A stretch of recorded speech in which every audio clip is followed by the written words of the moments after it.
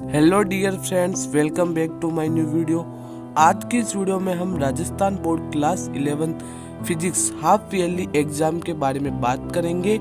और इस वीडियो में मैं आपको राजस्थान बोर्ड 2019-20 के हाफ ईयरली एग्जाम का फिजिक्स का पेपर भी दिखाने वाला हूं, जिससे आपको ये आइडिया लग जाएगा कि अब की बार आपके एग्जाम के अंदर किस तरह का पेपर पैटर्न आएगा और किस तरीके से क्वेश्चंस आएंगे।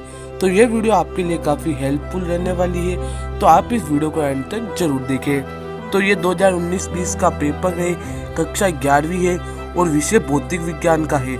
और जो आपका भौतिक विज्ञान का पेपर है वो 50 नंबर का है, क्योंकि आपके प्रैक्टिकल भी होते हैं। तो अब हम देखते हैं कि किस तरीके से आपके क्वेश्चंस आए थे हाफ ईयरली एग्जाम के अंदर। तो क्वेश्चन नंबर फर्स्ट है कि पृष्ठ तनाव की विमा क्या होती है। यह आपके 1 नंबर का क्वेश्चन पूछा गया था। दूसरा है अदिश एवं सदिश राशियों में अंतर बताइए, यह भी आपके 1 नंबर का क्वेश्चन था। तीसरा क्वेश्चन था कि वेग समय वक्र का क्षेत्रफल क्या दर्शाता है, यह भी आपके 1 नंबर का क्वेश्चन था। चौथा क्वेश्चन था कि बल की परिभाषा लिखो। पांचवा क्वेश्चन था कि उन भौतिक राशियों के नाम लिखो जिनका मात्रक इलेक्ट्रॉन वोल्ट और पास्कल है। छठा क्वेश्चन था कि तांबा, इस्पात, कांच और रबर के प्रत्यास्थता गुणांकों को बढ़ते क्रम में लिखिए। फिर प्रश्न संख्या 7 थी कि त्रिक बिंदु से आप क्या समझते हैं। प्रश्न संख्या 8 है कि एक वायुयान आकाश में उड़ रहा है तो उसकी स्वतंत्रता की कोटियां क्या होगी। प्रश्न संख्या 9 है जल के त्रिक बिंदु पर ताप का मान क्या होता है। प्रश्न संख्या 10 है रेनॉल्ड संख्या से आप क्या समझते हैं। तो जो आपके प्रश्न संख्या 1 से लेकर प्रश्न संख्या 10 तक सभी जो क्वेश्चन थे वो 1-1 नंबर के थे। और ये जो सभी क्वेश्चन है वो बिल्कुल 1 या 2 लाइन के क्वेश्चन है। और मैं आपको ये भी कहना चाहता हूँ कि राजस्थान बोर्ड ने आपके अब की बार सिर्फ 70% सिलेबस ही रखा है, 30% सिलेबस आपके हटा दिया है। जो क्वेश्चन आपके हट चुके हैं आप उन क्वेश्चंस को मत देखिएगा, वरना जो आपके चैप्टर है अब की बार आप उनके क्वेश्चंस को जरूर देखें। प्रश्न संख्या 11 है कि सदिश ए व सदिश बी का सदिश गुणनफल करो। यदि सदिश A equal to 3i cap minus 4j cap plus 5k cap, सदिश B equal to minus 2i cap plus j cap minus 3k cap. प्रश्न संख्या 12 के अंदर आपको आवेग संवेग प्रमेय को समझाना है।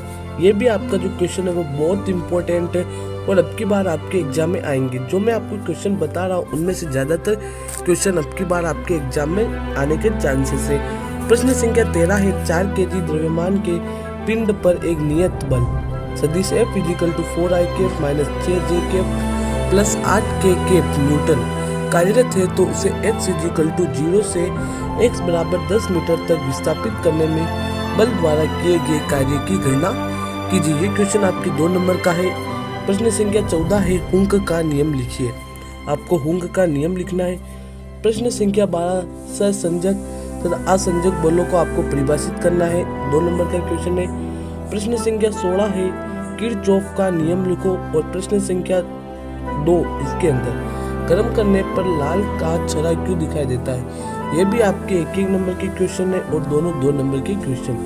प्रश्न संख्या 17 हिमांक व वाष्पांक के मध्य कार्य कर रहे कार्नो इंजन की दक्षता की गणना करनी है। फिर प्रश्न संख्या 18 है अणुगति सिद्धांत से बॉयल के नियम का प्रतिपादन करना है। फिर प्रश्न संख्या 19 से आपके आपेक्षिक त्रुटि किसे कहते हैं, उसके अंदर आपको दूसरा क्वेश्चन पूछा गया यदि किसी गोले की त्रिज्या के मापन में त्रुटि 2% है तो उसके आयतन के मापन में त्रुटि ज्ञात करो। ये दोनों जो क्वेश्चन है वो पहला क्वेश्चन 1 नंबर का और दूसरा 2 नंबर का और कुल मिला के 3 नंबर के। प्रश्न संख्या 20 है कि कार्य ऊर्जा प्रमेय का कथन लिखिए एवं इसको आपको सिद्ध करना है। प्रश्न संख्या 21 है शांतव्य समीकरण को व्युत्पन्न करना है। प्रश्न संख्या 22 गैसों के अणुगति सिद्धांत के अभिग्रहों की व्याख्या कीजिए।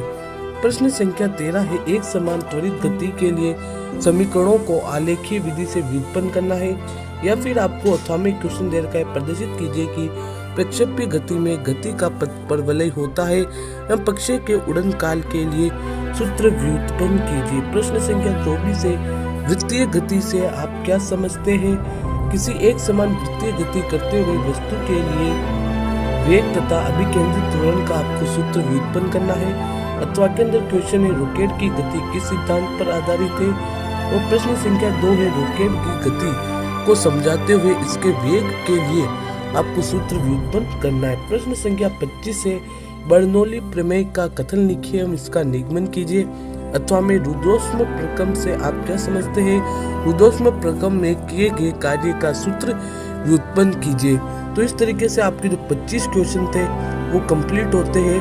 और ये 25 क्वेश्चन है उसमें से ज़्यादातर क्वेश्चन है जो अब की बार आपके अर्धवार्षिक परीक्षा के अंदर आएंगे। तो आपको आइडिया लग चुका होगा कि आपका जो पेपर है वो किस तरीके से तैयार होता है। और आप चाहते हो कि फिजिक्स के इंपॉर्टेंट क्वेश्चंस के ऊपर वीडियो बनाई जाए तो आप मुझे कमेंट बॉक्स में लिखकर जरूर बताएं। तो चलिए मिलते हैं अगली वीडियो में, तब तक के लिए बाय बाय, जय हिंद, वंदे मातरम।